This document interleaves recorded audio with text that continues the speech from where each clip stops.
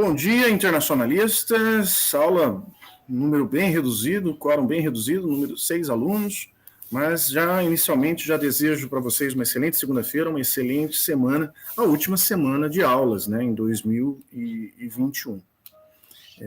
Hoje, então, aula número 6, Crise do Suez, em 1956. Deu até rima, deu até poema, né? Aula 6, Crise do Suez, 1956. Então, esse é o tópico, o tema da nossa aula de hoje. Eu queria, então, como de praxe, como de tradição nos nossos encontros, nessa disciplina de História das Relações Internacionais da Guerra Fria, bem como em outras, né, História das RIA, História das RIB, fazer a leitura de um texto.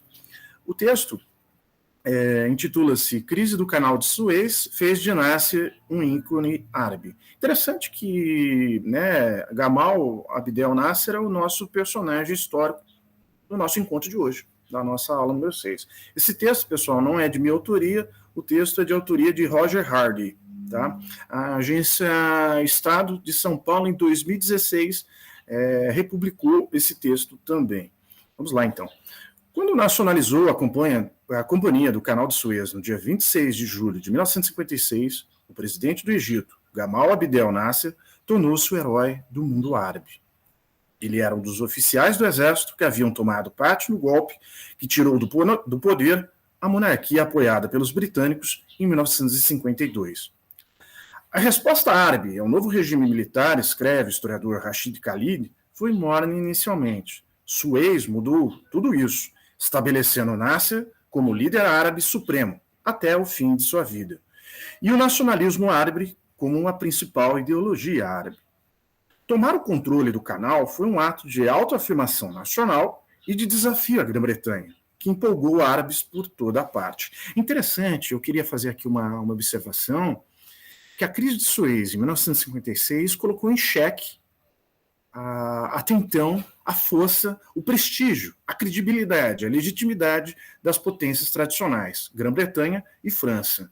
Então, a crise de Suez, em 1956, praticamente é um turning point em relação a esse poder, a esse prestígio das potências tradicionais, das potências europeias, tanto no continente africano, como também na região do Oriente Médio.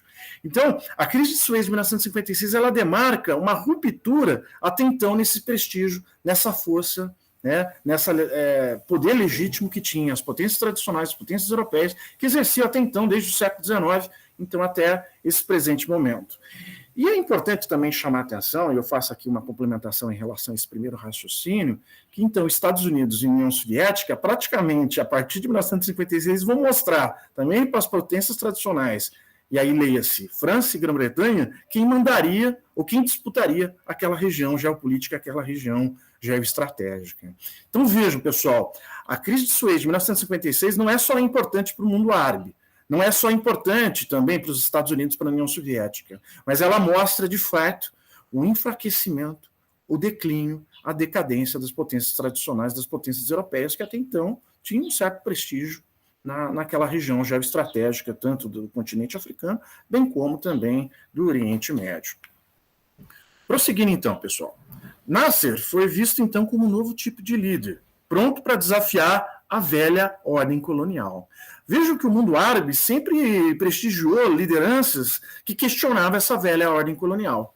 Então, o Nasser, ele teve essa percepção, teve essa sensibilidade muito arguta de notar que ele poderia utilizar esse enfraquecimento, esse declínio das potências tradicionais e usar isso a seu favor, e utilizar isso a seu favor. É claro que ele vai cometer um cálculo de poder equivocado, e ele vai ser muito bem sucedido em 1956, na crise de Suez, né? Utilizando, então, cada vez mais a força das duas superpotências, Estados Unidos e União Soviética. Só que, pessoal, faço aqui uma advertência.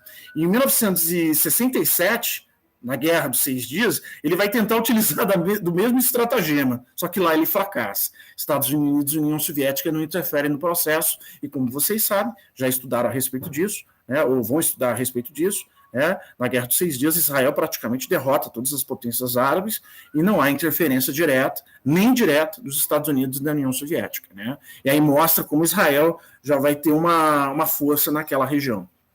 mas ali essa rivalidade, essa tensão, essa polarização vai se tornar cada vez mais acentuada nessa região entre Israel e os países árabes, porque vai ter a Guerra dos 6 Dias, em 1967, e depois nós vamos ter a Guerra de Yom Kippur, em 1973, novamente mostrando a força de Israel, né, a força militar de Israel em relação aos países árabes. Mas aí é interessante, né? 73, nós vamos ter a crise do petróleo, né, em virtude dessa derrota massacrante, né, da Guerra de Yom Kippur, né, e aí vai ter também uma mudança no panorama, tanto geopolítico, geoestratégico, né, geoeconômico, a partir de então. Mas isso é tema para ser tratado em outras disciplinas e outras cadeiras que falam principalmente a respeito do sistema de Bretton Woods, da crise do petróleo de 1973, do surgimento já no estado, entre aspas, neoliberal, né, com Reagan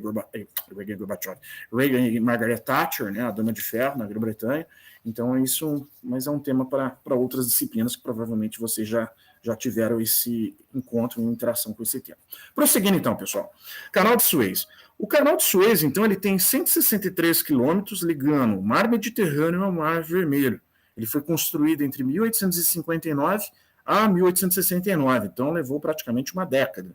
E no fim dos trabalhos, que custaram a vida de 125 mil egípcios, principalmente por causa da cólera, era propriedade do Egito e da França.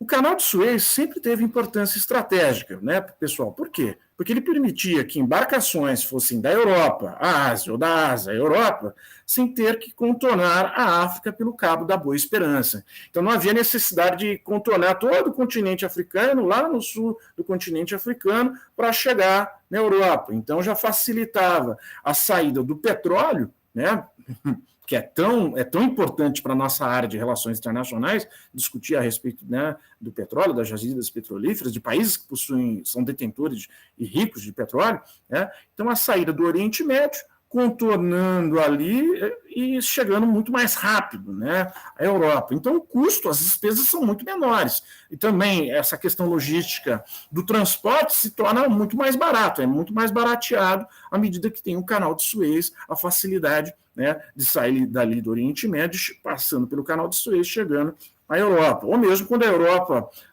os produtos, principalmente os commodities europeus, quando saem da Europa e vão também para o Oriente Médio. Então, há essa facilidade, né, em relação ao Canal de Suez. Bom, a dívida externa do Egito forçou o país a vender sua parte do canal à Grã-Bretanha. Que interessante. O Egito construiu junto com a França, né, em 1859 e 1869, mas em virtude de muitas dívidas, o Egito teve que vender, né, a sua parte para a Grã-Bretanha. E, é claro, os britânicos muito rapidamente se instalaram na região em 1882 para proteger a nova propriedade, né? Então, falando sobre a questão da crise. A crise do Canal de Suez foi provocada pela decisão dos Estados Unidos e da Grã-Bretanha de não financiar a construção da barragem de Aswan, como haviam prometido em razão da aproximação do Egito com países comunistas, União Soviética e Tchecoslováquia. Até interessante, né, pessoal? Durante o período da Guerra Fria, a Tchecoslováquia produzia muito armamentos, né? E muitos países compravam da Tchecoslováquia esses armamentos. E isso desagradou muitos britânicos e desagradou muitos norte-americanos em relação ao Egito, né? Então, os americanos, os britânicos haviam prometido construir essa barragem, não construíram, não seguiram o que haviam prometido, e aí o Nasser ficou bastante irritado em relação a essa questão. Ele reagiu a essa decisão, declarando lei marcial na região do canal e tomando controle da Companhia do Canal de Suez. Então, ele acreditava que o pedágio recolhido com a passagem de navios pelo canal financiaria a construção da represa em 5 anos. Então, ele declarou a lei marcial, né, tomou o Canal de Suez, né, e aí ele acreditava que a arrecadação nesse pedágio, né, financiaria a construção da represa em 5 anos. Bom, o que os franceses e os britânicos fizeram assustados com essa medida, né? Eles temiam que o Nasser fechasse o canal e que cortasse, né, o fornecimento do petróleo do Golfo Pérsico para a Europa, né? Os esforços diplomáticos falharam durante essa crise e os dois países, né, tanto França e Grã-Bretanha, aliados a Israel, planejaram então uma ação militar surpresa para retomar o controle do canal e, se possível, também, né, como toda ação militar das grandes potências, depor o Nasser, né? Então, as forças israelenses entraram no Egito em outubro de 56, enquanto as tropas francesas e britânicas chegaram aos portos egípcios em novembro. Né? Claro, essa campanha militar, tanto de franceses, britânicos e israelenses, encontraram uma hostil oposição dentro dos seus respectivos países, principalmente na França e na Grã-Bretanha. A opinião pública foi contra essa intervenção militar. Né? E é claro que também, paralelamente a essa hostilidade da opinião pública em relação à intervenção dos franceses, dos britânicos e de Israel, as Nações Unidas também protestou. E a União Soviética também foi contra essa medida. Né? Então, o que aconteceu? As forças da ONU evacuaram as tropas europeias, né, as tropas britânicas e francesas, e também as forças israelenses, que foram obrigadas a se retirar em março de 1957. Né? Pessoal, imaginem, franceses e britânicos, que sempre dominaram a região do continente africano, que sempre tiveram um certo prestígio, um certo domínio também na região do Oriente Médio. Tem que retirar tropas dessa região, da região do Egito, foi um ato de grande humilhação. E praticamente os americanos assistiram como meros espectadores, claro, protestaram, mas como meros espectadores toda essa medida da ONU e também por parte da União Soviética. Então, os europeus, de certa forma, tanto franceses quanto britânicos, os alemães, aí eu digo, a Alemanha Ocidental, começaram a perceber que havia, a partir daí, uma necessidade de começarem a estreitar laços, que em alguns momentos eles sentiam que os americanos não apoiariam. Então havia ali uma necessidade também de estreitar laços, tanto do ponto de vista militar, tanto do ponto de vista político e principalmente do ponto de vista econômico. Né? Então veja que também o Canal de Suez vai ter um peso do ponto de vista geoestratégico, geopolítico, também em relação aos europeus, nesse estreitamento e numa certa desconfiança em relação aos norte-americanos. Tudo bem, fazemos parte da OTAN, mas perceba, os americanos nem sempre vão nos apoiar em algumas medidas, em algumas intervenções. Então havia, a partir daí, a partir de 1956, uma necessidade de estreitamento das relações entre os europeus. Né? Principalmente a partir dessa humilhação que foi causada na retirada das tropas serem obrigadas a evacuarem. Né?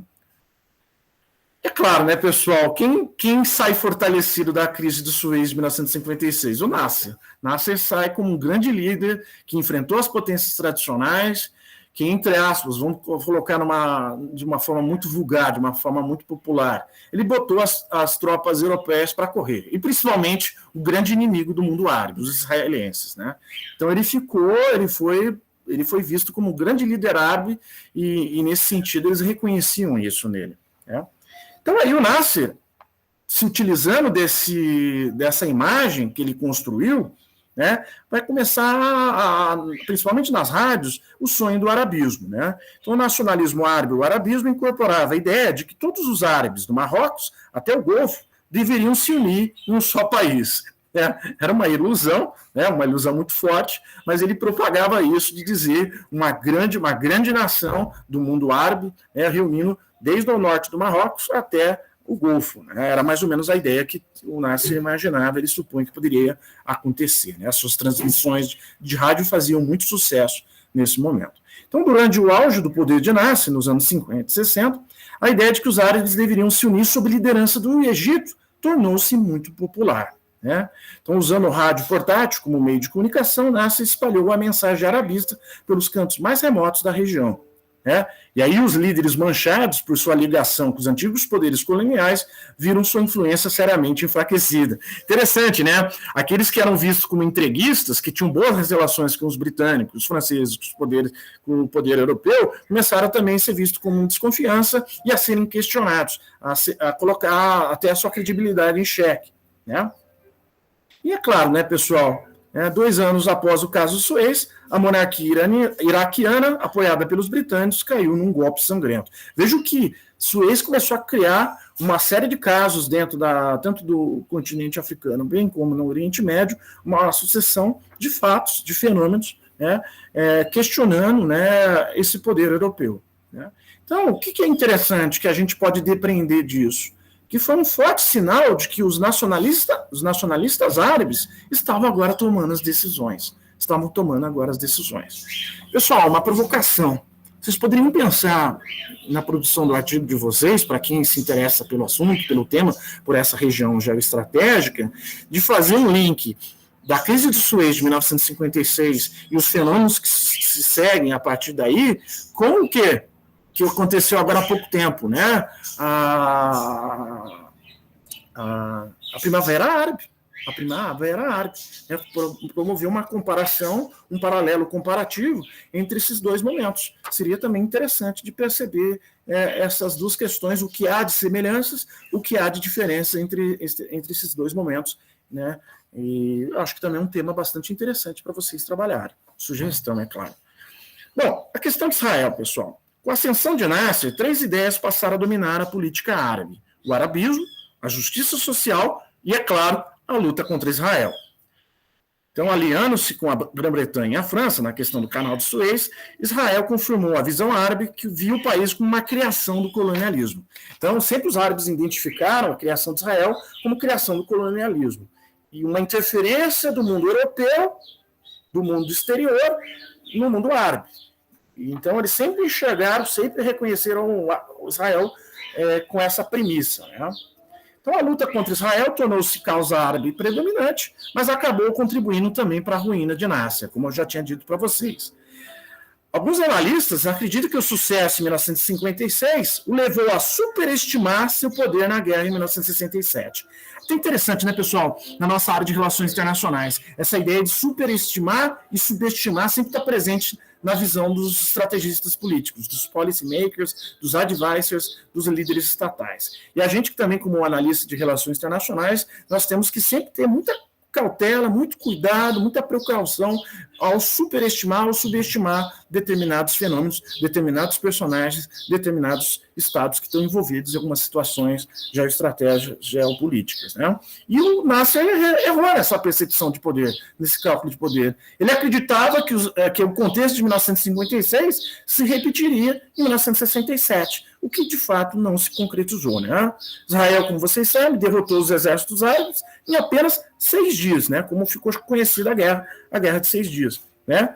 E desgastado por uma sucessão de crises regionais o Nasser morreu de um ataque cardíaco em 1970, né? E aí, para muitos árabes, a luz do arabismo estava extinta, né? Morreu, então, essa luz do arabismo, a luz desse mundo árabe que uniria, então, uma nação árabe, né, a partir da morte do Nasser em 1970.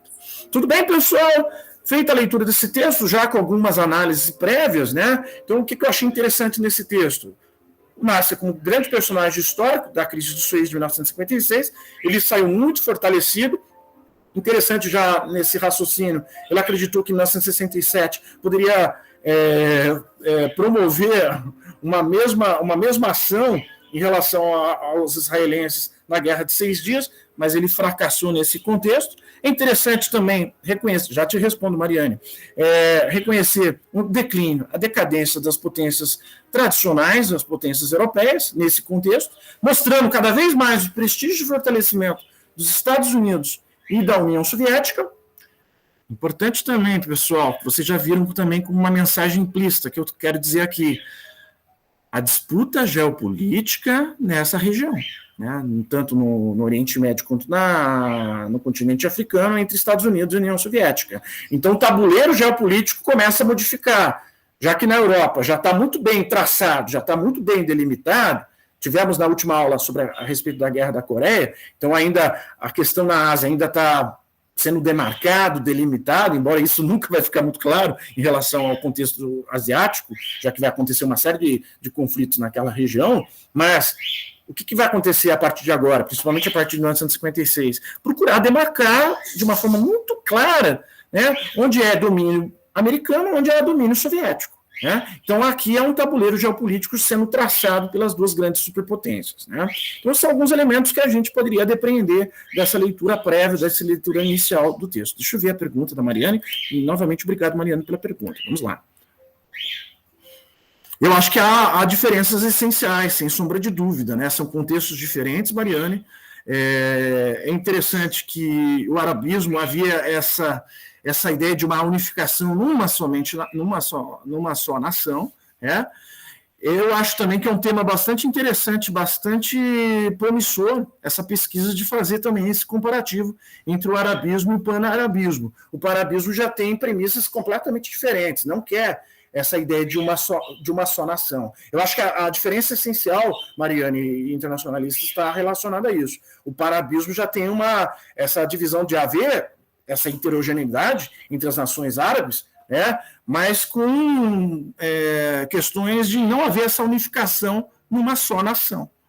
Eu acho que, essencialmente, há essa diferença essencial entre arabismo e panarabismo. Mas o que há de similaridade, a Mariane internacionalista? A ideia do nacionalismo, a ideia de uma identidade comum, mas não a ideia de unificação em uma só nação.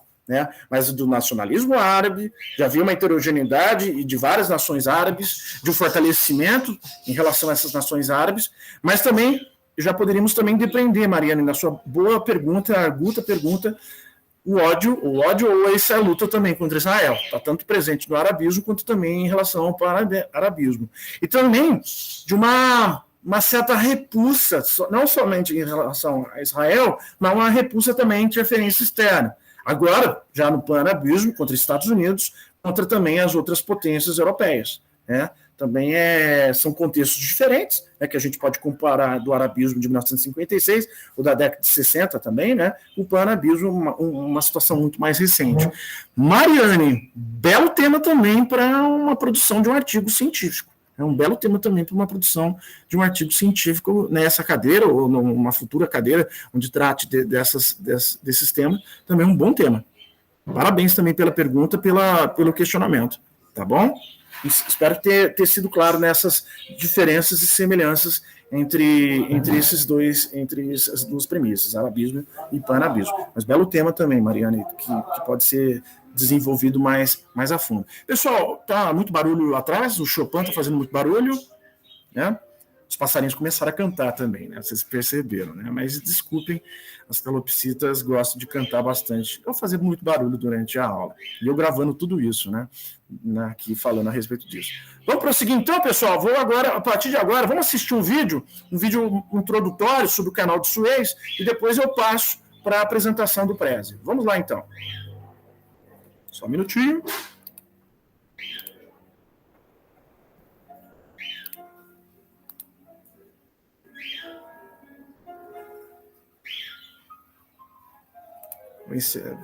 Só um minutinho que já vai abrir. Maravilha. Vou fechar aqui meu microfone.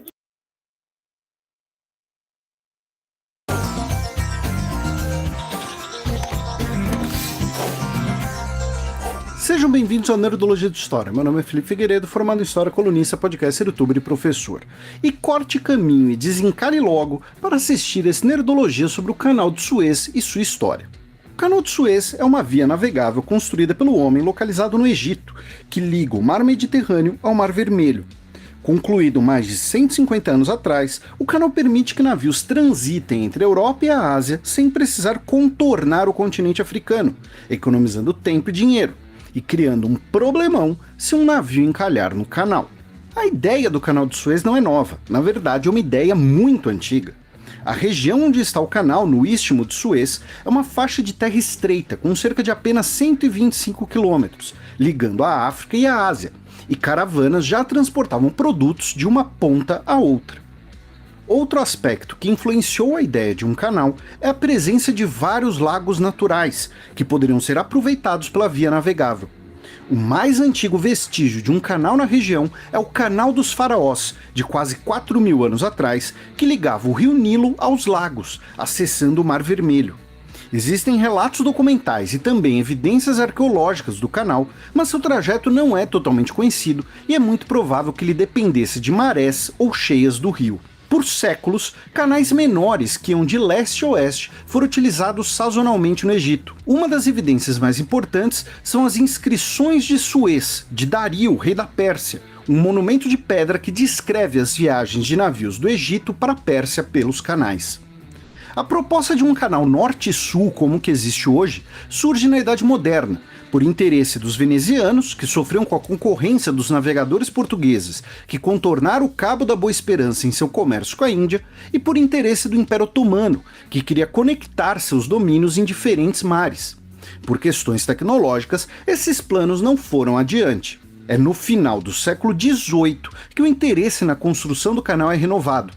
Naquele período, o Egito era uma província otomana, mas já sob influência britânica, que iniciava a expansão de seu império pela África e pela Ásia.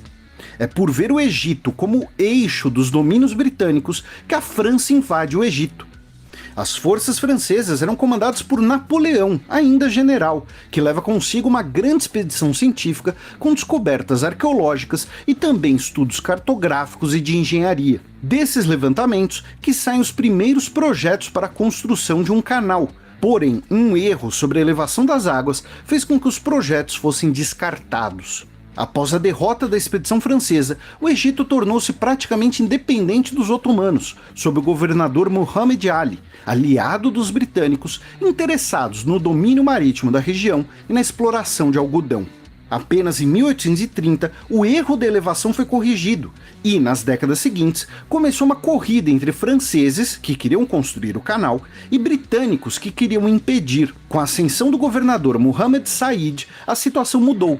Ele havia sido educado em Paris e favorecia melhores relações com os franceses para equilibrar a aliança com os britânicos. Se associando com um diplomata e investidor francês, em 1858 foi criada a empresa que seria responsável pela construção do canal e seus prospectos de lucros. Os britânicos, obviamente, não gostaram de ficar excluídos da empreitada, vista como uma ameaça aos seus interesses no Egito e no controle das rotas comerciais entre a Europa e a Ásia. A construção começou em 1859 e durou 10 anos.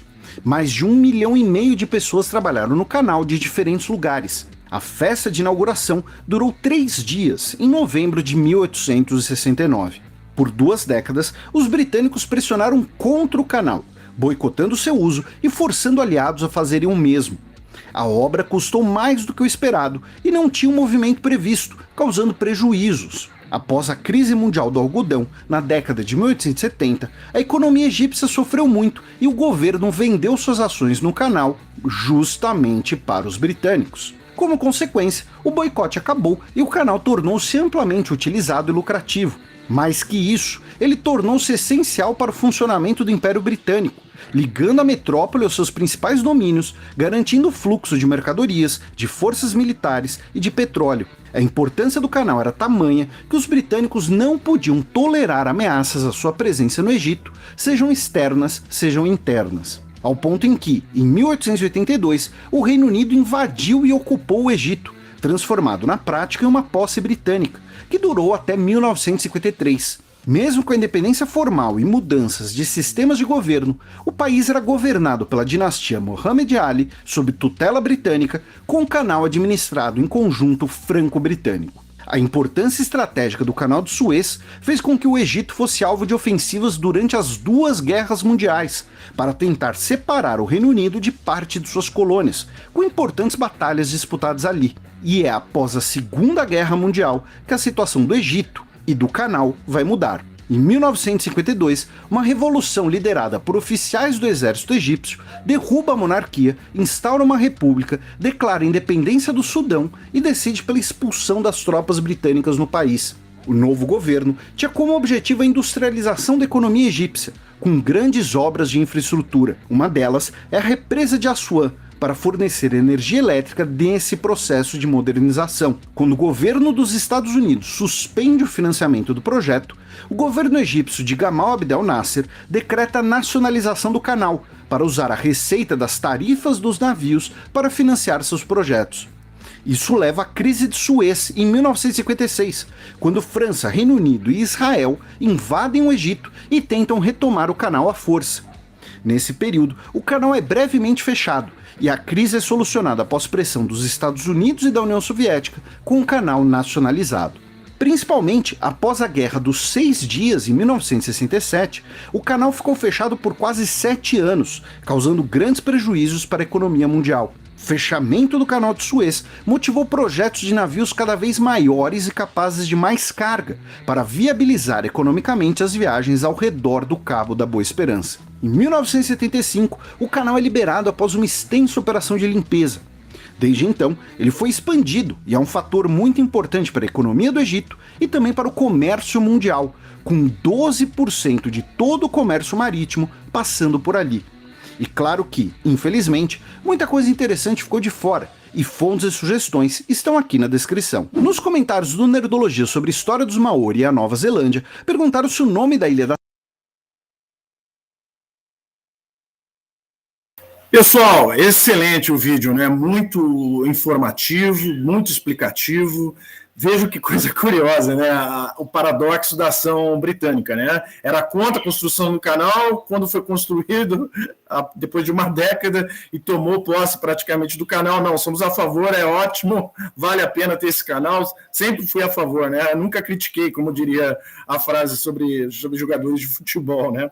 Então é interessante essa ambivalência, esse comportamento paradoxal, principalmente das grandes potências, em algumas situações que afetam seus interesses, mas quando é a favor de seus interesses, evidentemente que vale a pena, né, essa questão. Então, achei muito interessante esse vídeo, né, complementando algumas ideias que eu já havia ressaltado na leitura inicial. Vamos agora para o Prezi. Está tudo bem em relação à aula, pessoal? Tá tranquilo? Sim? Vamos lá, então. Tudo tranquilo. Professor, eu só queria perguntar... Claro. Porque ele falou ali sobre os Estados Unidos. O senhor tinha falado que tinha interesse da França, da Inglaterra e de Israel na região, né? Uhum. E por que os Estados Unidos não se interessavam, já que é super importante até para a manutenção do Golfo, né? Por causa das jazidas de petróleo e coisa.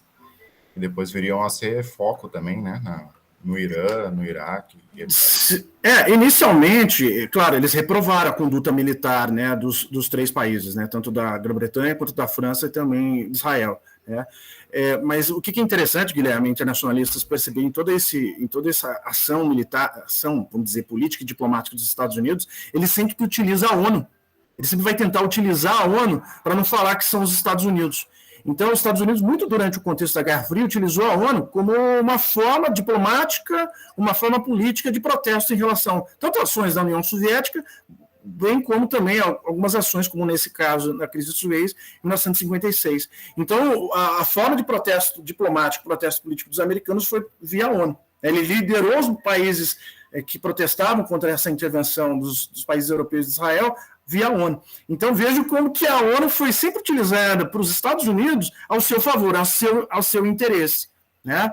Então, a própria criação da ONU, não sei se foi pensada, gestada dessa forma, a gente não pode ficar pensando também em intenções mais obscuras, mas é claro que os Estados Unidos, à medida que eles vão utilizando a ONU, vão utilizar de forma muito pragmática, né? um pragmatismo político através daí, né? Então, a forma direta ou indireta dos Estados Unidos protestar diplomático e politicamente contra a crise de Suez foi através da ONU, né? E que levou os países europeus, como tinha dito, né, no início, né, Guilherme, internacionalistas, a buscarem estreitamento e a desconfiarem também da ação dos Estados Unidos, a não confiar, então, piamente na ação dos Estados Unidos, né, a desconfiar em certas situações, em certos contextos, porque vocês notaram nesse vídeo, né, os britânicos e franceses sempre tiveram um certo prestígio, uma certa influência naquela região, sempre tiveram domínio direto e indireto naquela região, e praticamente foram mandados embora, tiveram que evacuar suas tropas nessa intervenção, que eles imaginavam que poderiam intervir e não haveria interferência da ONU de outros países, de outros estados, né? E o que de fato foi outro cálculo de poder equivocado, tanto de franceses quanto de ingleses, principalmente em relação a Israel. Os soviéticos, Guilherme, internacionalistas, ameaçaram o uso de bombas nucleares, né, principalmente contra Israel, né? Isso também causou um certo pânico, um certo temor por parte também desses três países, né?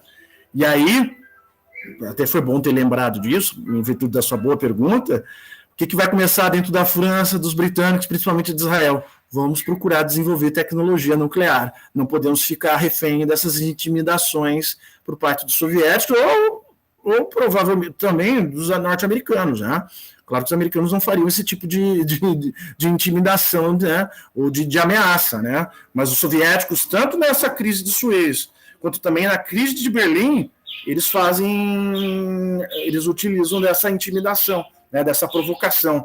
O Khrushchev, como vocês preferirem, gostava de fazer esse tipo de intimidação, né? Ele faz na crise de Suez, faz na crise de Berlim, e depois vai ter um outro incidente, né, diplomático, que é o mais grave, o mais tenso, que é a crise de Cuba, como nós conhecemos, né, a crise dos mísseis de 1962. Né? Por isso que, às vezes, o Khrushchev é visto como um fanfarrão, né?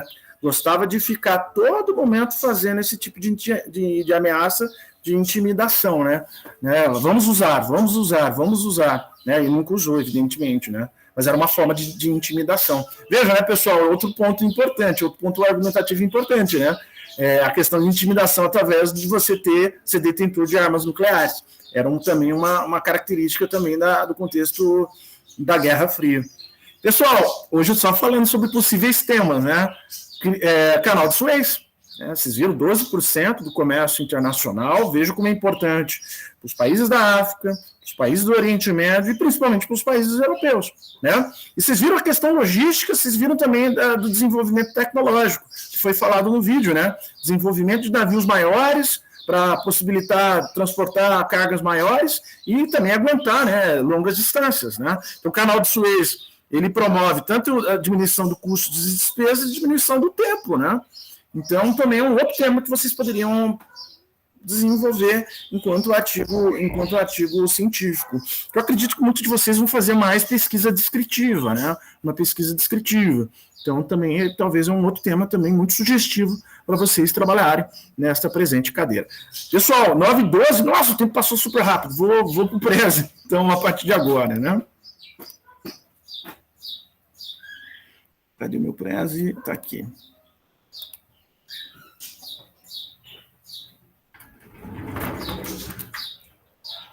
Dizem que quando a aula é boa, é um cara fazendo a autoelogio, né?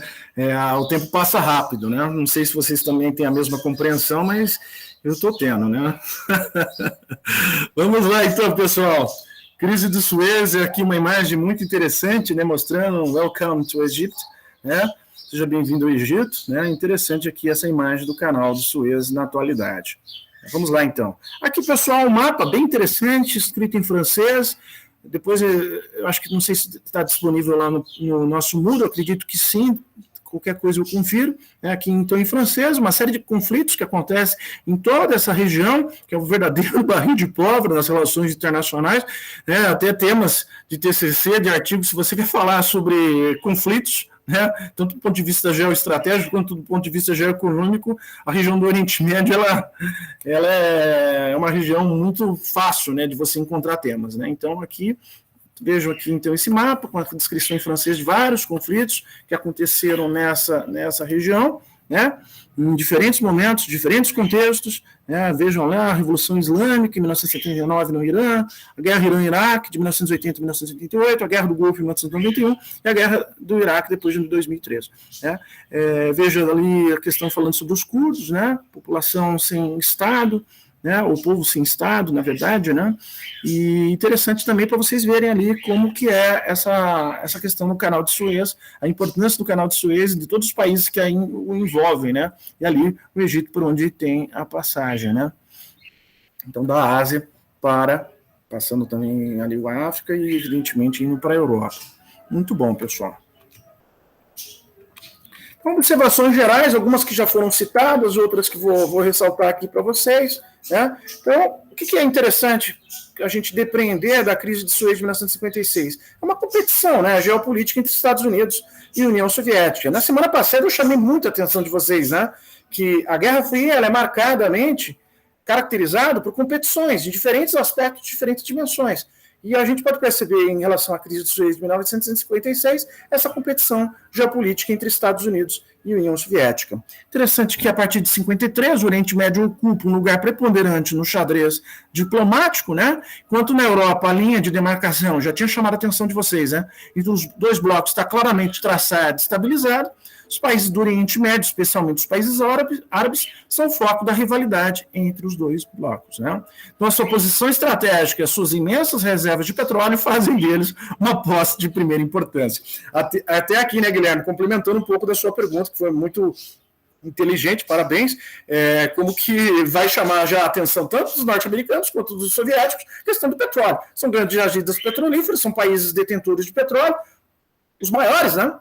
Um dos maiores, então é uma região que não pode ser desprezada no cálculo geopolítico, no cálculo geoeconômico, e é claro, no xadrez diplomático é uma região a ter uma importância muito grande. Engraçado, né, Guilherme, internacionalistas americanos sempre vão começar, a partir daí, 1953 e daí para frente, a sempre exercerem uma forte influência sobre essa região, né?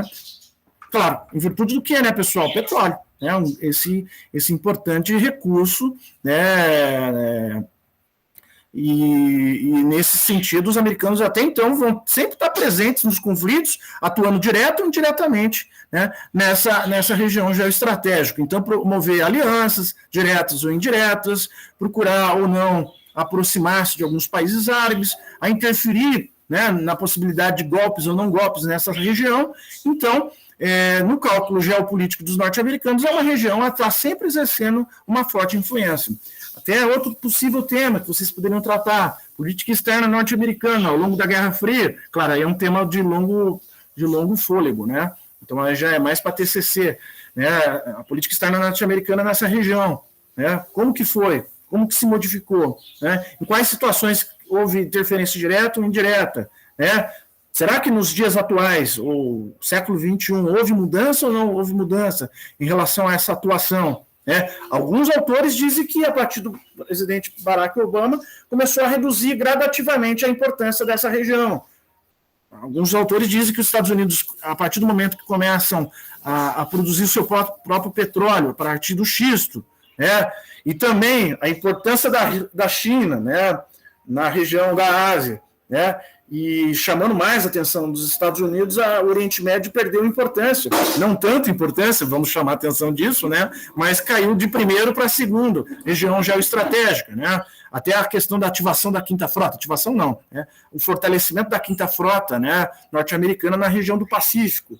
Então, vejo como que hoje a atenção dos Estados Unidos, principalmente do presidente Barack Obama, Trump, e agora Biden, principalmente o governo Biden, é voltado completamente em relação à China, né?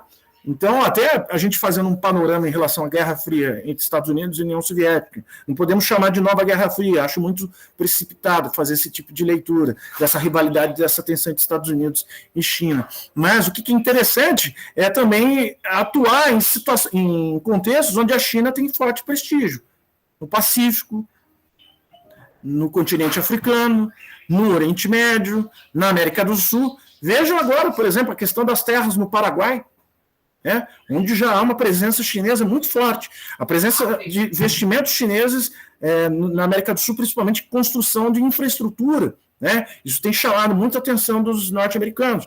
Em relação ao continente africano, eu já escutei de vários autores, e até tem colegas, o próprio professor Bruno Hendler, ele fala a respeito disso, o próprio professor Igor Castellano fala a respeito disso, em relação a como que a China muitas vezes consegue negociar de uma forma muito mais tranquila, muito mais serena, se é que a gente pode falar negociações internacionais, né? Principalmente, né, Gabriela, em relação a negociações internacionais, nunca é fácil, nunca é tranquilo, mas como que a menor resistência, por exemplo, em relação aos norte-americanos.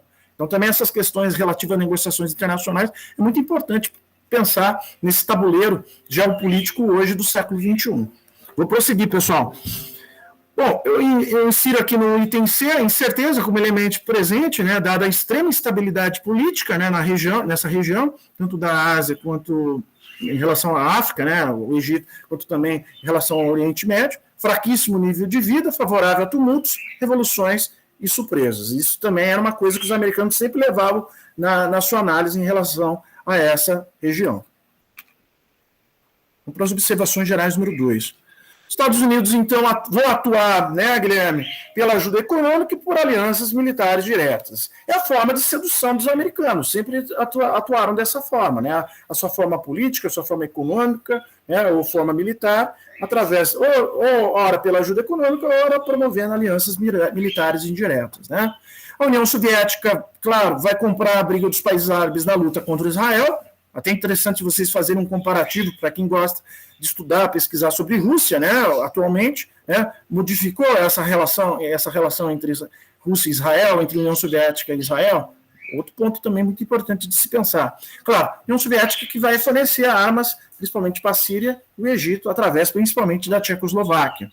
Inglaterra e França, como já tinha chamado a atenção de vocês, reiterando aqui, perde a sua influência tradicional nessas duas regiões geoestratégicas, Oriente Médio e África, e perdem o status de grande potência, né?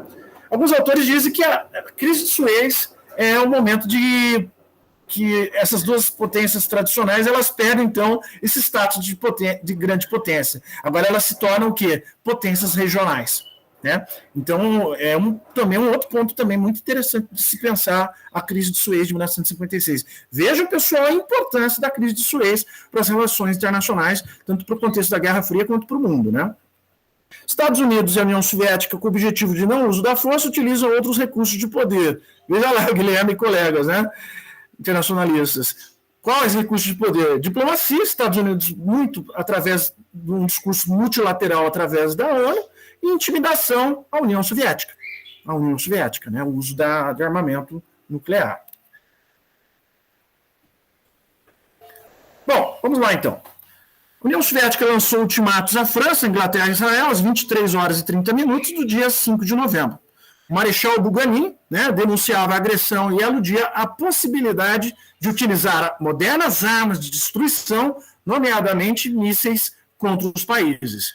Veja, pessoal, o Marechal Buganin faz uma declaração nesse sentido, esse ultimato à França, Inglaterra e Israel, que causa uma certa apreensão por parte tanto da opinião pública desses três países, né, quanto também em relação às lideranças desses três países, né? Então, na nota dirigida a Israel, principalmente, era posto o problema de existência do Estado israelita. Depois, a União Soviética propôs no Conselho de Segurança da ONU uma resolução tendente a assistir a vítima da agressão. Elementos da carta de Buganin. Veja, pessoal, aqui retirei um trecho da carta que é muito ameaçadora, muito intimidadora. Olha que trecho, pessoal, é de cair o queixo. Como ficaria a Inglaterra se fosse atacada por estados mais fortes, donos de todos os tipos de armas modernas? E tais países poderiam, no momento, abster-se de mandar forças aéreas ou navais para as praias da Inglaterra e fazer uso de outros recursos. Mísseis, por exemplo. Estamos absolutamente decididos a esmagar os agressores e a restaurar a paz no Oriente. Bom, pessoal, para quem gosta de uma declaração tão forte, tão ameaçadora, tão intimidadora, ele deixou muito claro. Né? Ele deixou muito claro o que aconteceria se os ingleses e os franceses continuassem essa intervenção naquela região. Então, na carta a Eisenhower, né, ele também encaminha uma carta a Eisenhower, o Marechal Buchanan, ele propôs uma ação militar conjunta soviética e americana para acabar com a luta no Oriente Médio. Que loucura, né? Como unir americanos e soviéticos numa proposta conjunta, né? Então, chegou a insinuar uma terceira guerra mundial. Se esta guerra não parar, diz o Buchanan, ela é perigosíssima e pode se tornar uma terceira guerra mundial. Veja a gravidade de como o Buchanan, de como o Khrushchev levam a sério a crise de Suez de 56. Bom, o presidente Eisenhower, que já substituía, né, já tinha vencido as eleições e substituía o presidente Truman, né, ele precisamente no dia de sua eleição tomou medidas de precaução militar e por telefone pressionou Anthony Eden, que era o primeiro-ministro britânico, a suspender as operações. A Inglaterra cedeu, arrastando a França. Veja, somente uma ligação telefônica fez praticamente os britânicos, os franceses e os israelenses a se retirarem, a evacuarem suas tropas daquela região, né? Então, só uma ligação telefônica já fez esse estardalhaço todo. Então, ainda durante meses, outubro e novembro de 56, o Conselho de Segurança da ONU exigiu com os votos favoráveis dos Estados Unidos e da União Soviética. É interessante depois se vocês pesquisarem em quais momentos os americanos e os soviéticos votaram a favor de uma mesma decisão, né? Então, seria interessante vocês fazerem essa pesquisa. A retirada militar da França, Grã-Bretanha e Israel. E decidiu enviar uma força internacional de paz ao canal, que foi reaberta em 57. A União Soviética, por interesse, e os Estados Unidos, por irritação, tinham salvado o Nasser.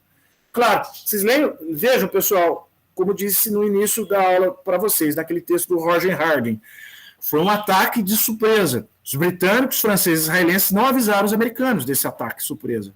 Claro, é um ataque surpresa. Então, os americanos ficaram muito irritados, né, de não terem sido comunicados previamente desse ataque, dessa intervenção militar. Então, alguns autores dizem que os Estados Unidos, a União Soviética, por interesse, né, de salvaguardar o seu aliado estratégico, o Egito, e os Estados Unidos, por irritação, tinham salvado o Nasser. O Nasser fez o mesmo cálculo de poder em 56 para 67, só que lá ele não foi salvo tanto pelos Estados Unidos, tampouco pela União Soviética, né? Observações gerais 3. Então, a política externa Khrushchev é marcada por ultimatos, e o Kissinger chama ele de extraordinário tom de fanfarronice. O Kissinger chama ele de fanfarrão. De vários momentos políticos, né, vários momentos de tensão que ele utiliza no discurso do uso de armas nucleares. França, Israel e Inglaterra vão procurar, então, como já tinha chamado a atenção de vocês, a adquirir armas nucleares. Então, o artigo do dia 9 de novembro de 56, do Diário Francês Le Populaire, expressou que se tornaria uma atitude francesa fixa.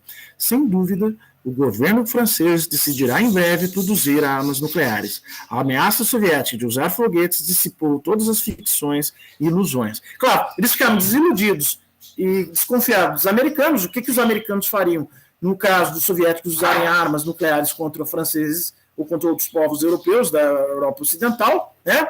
Então, a necessidade de criação, de desenvolvimento de uma tecnologia nuclear. Então, é um momento também de turning point para os franceses, para Israel e ingleses, o desenvolvimento de uma tecnologia nuclear. Até, se não me falha a memória, desculpe se eu estiver equivocado, vocês podem pesquisar mais a fundo, né? Mas leituras que eu fiz no passado, já há algum tempo, dizem que Israel, na verdade, fez, como que eu posso dizer, pirataria militar, pirataria industrial, né? Eles foram praticamente verem como que era nos Estados Unidos e fizeram praticamente, utilizaram o mesmo modelo para o desenvolvimento de tecnologia nuclear, né? E ainda mentiram para os americanos, né? Enquanto os americanos imaginavam que eles não tinham ainda desenvolvido, eles já estavam um processo muito rápido, muito acelerado de desenvolvimento de tecnologia nuclear. E hoje Israel, que praticamente tenta coibir de todas as formas, seja de forma multilateral através da ONU, Estados Unidos, entre outras potências, o desenvolvimento de tecnologia nuclear por outros países do Oriente Médio, leia-se principalmente o Irã, né? E aí utilizando de vários estratagemas para tentar evitar que o Irã também desenvolva, né, armas nucleares, né? Até o Brasil, do governo Lula, participou desse processo, né, nessa tentativa de negociação, principalmente questões diplomáticas, em relação a essa questão da tecnologia nuclear, desenvolvimento de armas nucleares em relação ao Irã, né? Vamos lá, então. O chanceler alemão, o Adenauer, afirma que é o momento de unir a Europa, como te chamaram a atenção de vocês, né? Esse momento também vai unir a Europa. Já vai começar a haver acordos, né, diplomáticos, acordos políticos, aproximações, né, entre os países europeus. Então, a França e a Inglaterra nunca serão potências comparáveis aos Estados Unidos e à União Soviética. Então, eles tiveram essa percepção, né? Nunca seremos comparáveis a essas duas superpotências, mas podemos nos unir, né, para nos tornarmos mais fortes. Então, a Alemanha também não. Resta ali somente o caminho para o papel decisivo no mundo: unir-se e fazer a Europa. A Inglaterra não está madura para isso, sempre reconhecendo os ingleses como fora desse processo. Mas o episódio de Suez o ajudará a preparar o espírito. Não temos tempos a perder. A Europa será nossa vingança. Então, a necessidade de unir a Europa, de procurar meios de unir a Europa, acordos econômicos, acordos políticos, acordos diplomáticos. Desculpa, pessoal. Bom, vamos lá, então. A guerra. Então, a crise se iniciou em julho de 56, quando o presidente egípcio Gamal Abdel Nasser decidiu nacionalizar o canal de Suez, única ligação entre o Mediterrâneo e o Mar Vermelho, e principal escoador de petróleo dos países árabes para a Europa, que até então estiveram sob o controle de capitais privados de origem, principalmente britânica e francesas. Então, aqui eu vou repetir mais ou menos tudo que já foi falado no vídeo, e também para reforçar, né, o que eu já tinha dito no início, com a leitura inicial. Satisfeito com a decisão e temeroso do nacionalismo pan-árabe, defendido por Nasser, França e Grã-Bretanha decidiram fazer uma intervenção militar punitiva na região, contando para tanto com a ajuda de Israel. Assim, em outubro de 56, Israel invadiu o Sinai, península pertencente ao Egito. Em novembro, tropas britânicas e francesas ocuparam a região e assumiram o controle militar sobre o canal.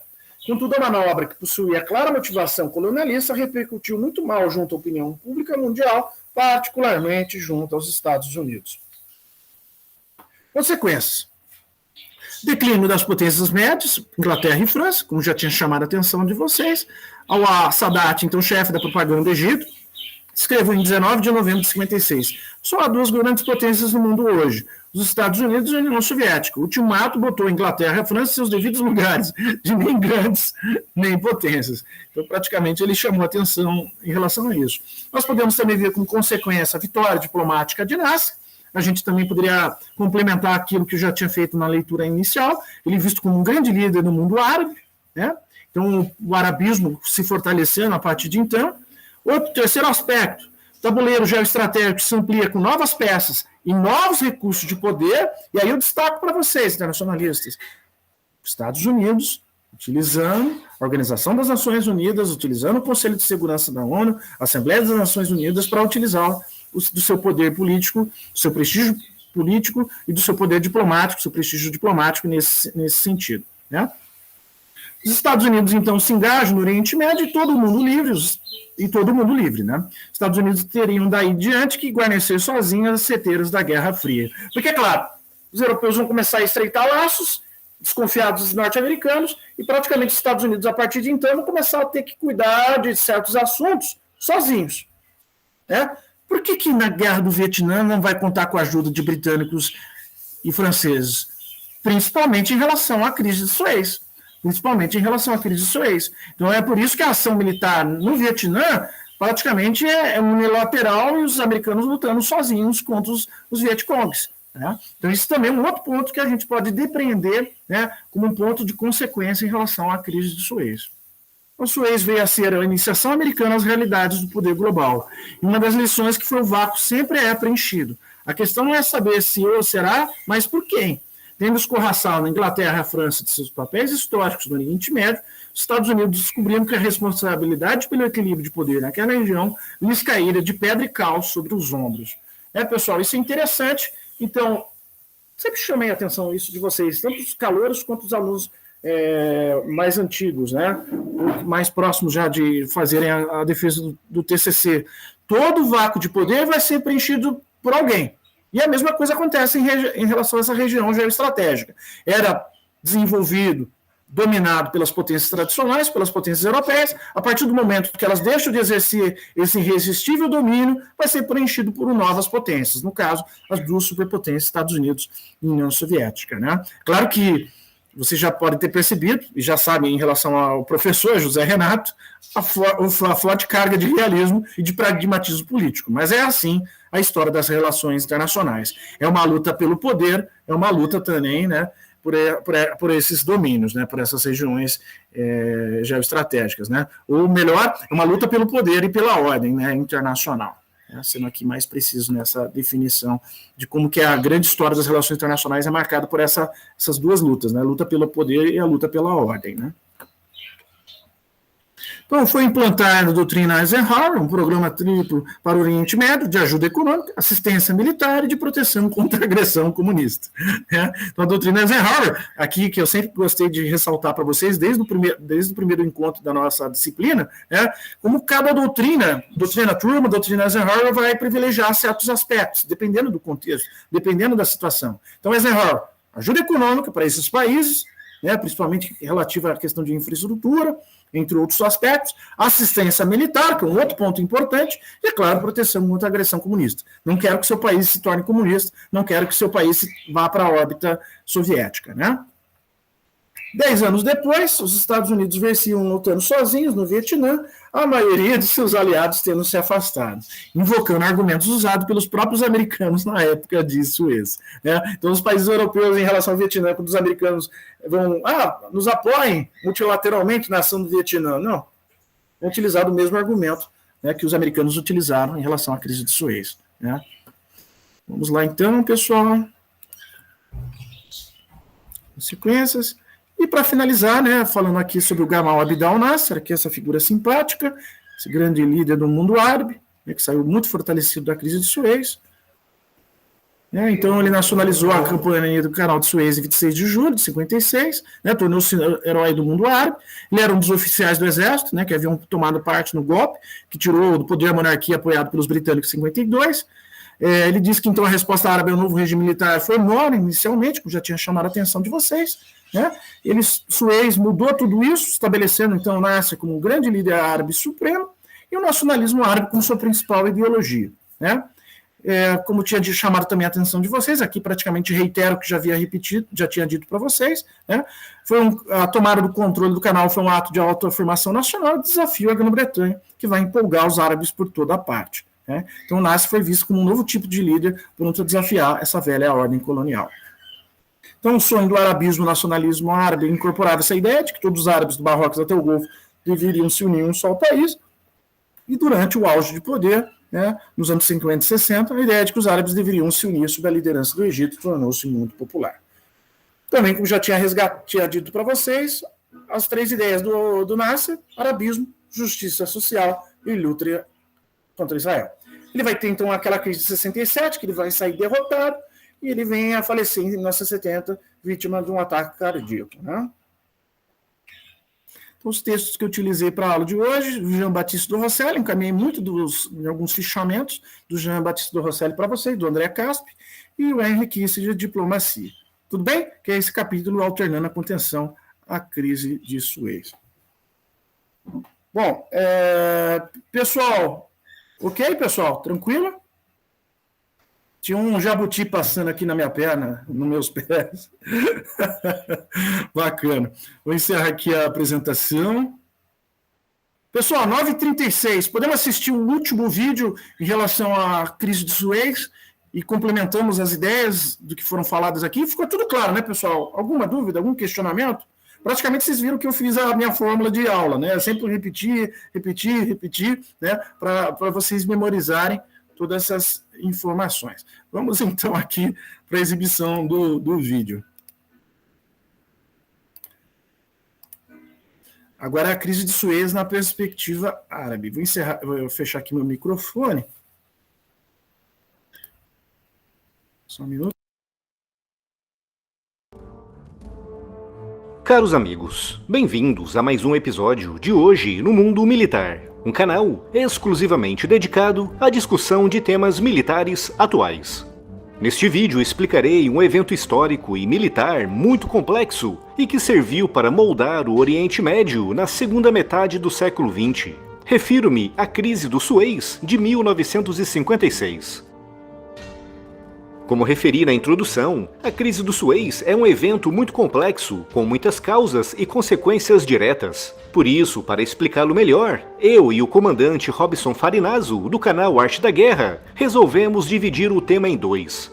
Aqui, nesse vídeo, terão uma visão dessa crise na perspectiva dos árabes, e no vídeo do comandante Robson, terão a perspectiva dos israelenses e dos seus aliados. O link para o vídeo do comandante Robson estará aqui na descrição. O Canal do Suez, construído em 1869 pela França e pelo Egito, é, à semelhança do Canal do Panamá, um dos mais importantes e estratégicos de todo o mundo. Através desse canal, a Europa e o norte da África ligaram-se diretamente com o Oceano Índico, encurtando em várias semanas as travessias marítimas. Esse canal desempenhou um importante papel durante a Segunda Guerra Mundial, principalmente para o Reino Unido, que nessa época administrava diretamente o Egito, utilizando-o para manter a coesão do seu império. Mas com o fim da guerra, o controle britânico sobre o Egito começou a enfraquecer, com os egípcios cada vez mais irritados com o apoio do Reino Unido à causa israelense. Em 1951, o Egito abandonou de forma unilateral o Tratado Anglo-Britânico, que tinha sido assinado em 1936 e que dava ao Reino Unido a concessão sobre o canal por mais 20 anos. Um ato que não foi referendado pelos britânicos, que estacionaram na região mais de 80 mil soldados. Isso levou a uma onda de revoltas anti-ocidentais, que culminaram em muitos choques e que resultaria na queda da monarquia egípcia em 1952. Um golpe militar liderado por muitos oficiais, dentre eles Gamal Abdel Nasser, que em 1956 se tornaria no segundo presidente da nova República Egípcia. Nasser sonhava em criar uma grande e poderosa nação árabe, com todos os países da região debaixo de uma mesma bandeira e sob a influência direta do Egito, mas via os seus planos sendo dificultados pela aproximação britânica ao Iraque. E como represália, Nasser lançou uma longa série de desafios à influência britânica na região, mais especificamente sobre o Canal de Suez. Nessa época, nos anos 50, o mundo estava mergulhado na Guerra Fria, mas Nasser inicialmente não queria se alinhar claramente com um dos blocos, mantendo uma atitude aberta e positiva tanto com os soviéticos como com os norte-americanos. Mas em 1955, ainda como primeiro-ministro, iniciou uma parceria secreta com o novo premier soviético Nikita Khrushchev, o que envolveu a aquisição de armas, e secretamente Nasser usou esse acordo como forma de pressionar o Ocidente, resultando num escândalo quando se descobriu que recebia armas pela Tchecoslováquia. Essa descoberta espalhou o pânico no Reino Unido, que viu nisso um preocupante aumento da influência soviética sobre o Oriente Médio. No início de 1956, Nasser já era o melhor cliente de armas da União Soviética em todo o Oriente Médio e se dedicava com afinco à tarefa de minar a influência britânica na região. E nessa mesma época, o Egito começou a pressionar os Estados Unidos com relação a Israel, buscando dos norte-americanos novos contratos de armas e o financiamento para a barragem de Assuan. Sua irmã, ela foi tirada de você por causa das suas escolhas.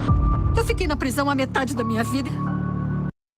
Em 1956, Nasser disse aos Estados Unidos que aceitaria fazer as pazes com Israel, desde que os Estados Unidos vendessem armas e financiassem a barragem. Mas as negociações falhavam sempre, já que Nasser não dava garantias de que essas armas não seriam utilizadas justamente contra Israel. Em 1956, Nasser queria provar ao mundo árabe que o Egito era a nação mais anti-israelense da região, justamente para poder reivindicar a posição de liderança na tão sonhada nação pan-arábica. E para provar isso, anunciou no dia 26 de julho de 1956 a nacionalização do Canal de Suez. Os bens das empresas estrangeiras que atuavam no Egito na operação do canal foram congelados e soldados egípcios invadiram e tomaram conta dos edifícios que controlavam as comportas. Nesse mesmo dia, Nasser anunciou que navios israelenses não poderiam mais navegar pelo Canal de Suez e também pelo Estreito de Tirã, o que significou um duro golpe econômico para Israel. A nacionalização do canal caiu como uma bomba no Reino Unido, um país que, mais do que qualquer outro na Europa, dependia da livre navegação pelo canal, principalmente para o fornecimento de petróleo. E apesar de Nasser não ter proibido a navegação de navios britânicos, o simples fato de estar nacionalizado poderia levar a bloqueios no futuro, e isso os britânicos não podiam tolerar.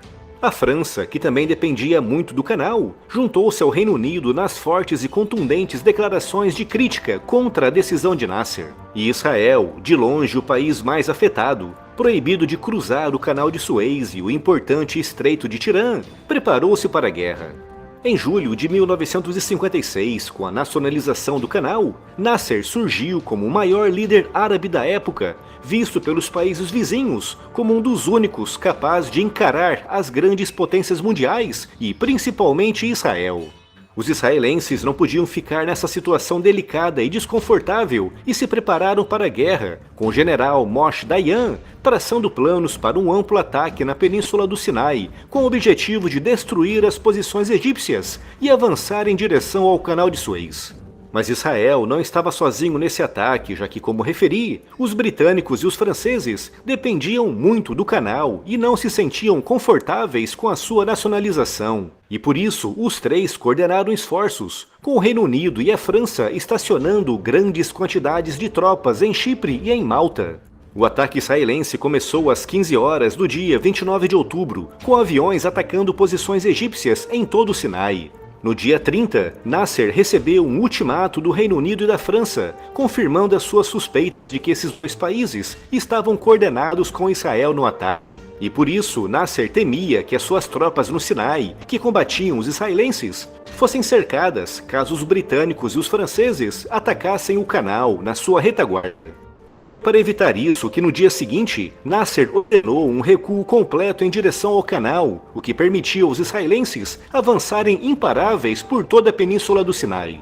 A situação começou a assumir contornos dramáticos para Nasser, quando no dia 1º de novembro, aviões britânicos embarcados em porta-aviões bombardearam alvos no Egito. E no dia 3 de novembro foi a vez dos franceses avançarem a partir de porta-aviões, atacando diretamente o aeroporto do Cairo. No dia 5 de novembro, Nasser já estava consciente de que tinha perdido a guerra e que não poderia evitar perder o controle do canal de Suez. Algo que se confirmou nesse mesmo dia, quando os primeiros paraquedistas começaram a saltar sobre o seu país. E no dia seguinte, 6 de novembro, foi a vez dos fuzileiros navais britânicos assaltarem uma série de alvos costeiros, acompanhados por paraquedistas franceses em pontos estratégicos. No dia 6 de novembro, uma semana após o ataque, os egípcios já tinham perdido quase 8.000 soldados, com outros 15.000 tendo sido capturados. Israel tinha perdido 900, o Reino Unido um pouco mais de 100 e os franceses cerca de 40. Nasser tinha perdido o controle direto sobre o canal, mas tinha posicionado baterias de artilharia na retaguarda, impedindo qualquer navegação pela área. A pressão internacional contra o ataque israelense, britânico e francês era tremenda, e Nasser, derrotado no campo de batalha, usou isso a seu favor, convocando as nações árabes para pressionarem o Ocidente pelo fim da guerra. Ao mesmo tempo, o presidente Eisenhower temia que se os Estados Unidos dessem apoio à invasão do Egito, as nações árabes iriam se alinhar com a União Soviética, o que levou o governo norte-americano a pressionar o Reino Unido, a França e Israel para colocarem um fim na guerra. A pressão interna e externa foi tanta que no dia 6 de novembro, o primeiro-ministro britânico Anthony Eden foi obrigado a anunciar um cessar-fogo. Sem o apoio das tropas britânicas, a França e Israel foram também obrigados a recuar, retirando-se do canal de Suez no final de 1956, com a região sendo ocupada por uma força de paz da ONU, formada por soldados dinamarqueses e colombianos. Em 1956, Nasser arriscou e apostou todas as suas fichas na nacionalização do canal de Suez e ao proibir a navegação de navios israelenses pela região. Ele arriscou e num primeiro momento perdeu, ao ser confrontado com uma tripla invasão estrangeira. Mas uma conjugação de fatores, como a falta de apoio dos Estados Unidos, a falta de apoio popular no próprio Reino Unido e na França, e na união das nações árabes à volta do Egito, transformaram a derrota militar de Nasser numa grande vitória política. E assim, no início de 1957, as Nações Unidas confirmaram a soberania do Egito sobre o canal de Suez, que em contrapartida foi obrigado a levantar todas as proibições à navegação de navios israelenses. Outra consequência dessa crise foi o fortalecimento da posição soviética no Oriente Médio, criando dois grandes blocos, com os árabes firmemente alinhados com a Rússia e com Israel firmemente alinhado com a Europa e com os Estados Unidos, algo que vem marcando os aspectos políticos e militares do Oriente Médio até os dias de hoje.